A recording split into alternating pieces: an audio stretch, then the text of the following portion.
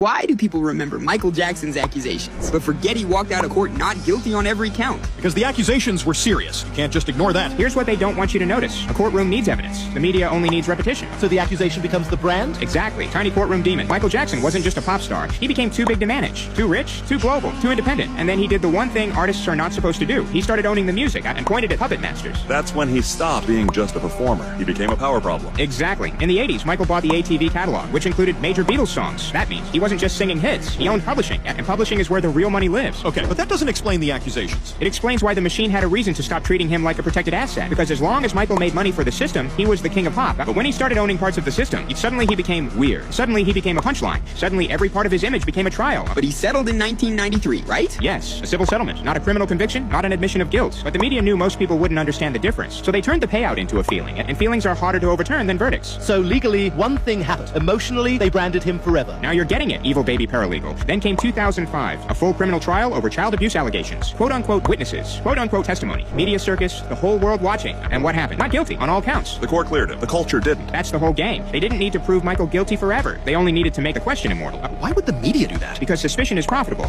A genius is inspiring. A fallen icon is clickable. And Michael gave them another reason to hate him. He started talking about Sony, about ownership, about how artists get used, drained, and discarded, and about the people behind the curtain. Ah, so the dancing man started pointing at the money men. Exactly. And that's when the image assassination became useful. If Michael says they're exploiting artists, people might listen. But if the media spends years making him look unstable, strange, suspicious, then when he speaks against the industry, people don't hear a warning. They hear a crazy celebrity. So they didn't have to silence him. They just had to make people stop trusting him. That's colder than censorship. That's character destruction, because once your image is poisoned, truth sounds like paranoia. A legal case ends. A media label doesn't. So what's the actual pattern? Simple. First, they celebrate your talents. Then they profit from your image. Then you start owning too much. Then you start speaking too much. Then suddenly, your name becomes the scandal. Not your music, not your catalog, not your warnings. The scandal. So the machine doesn't always destroy the man. Sometimes it destroys the meaning of his name. Exactly. That's the permanent trial. No final verdict, no clean ending. Just a question kept alive forever. Because if people spent 30 years asking, was Michael guilty? They never asked the other question. Who benefited when the most powerful artist on earth became impossible to defend?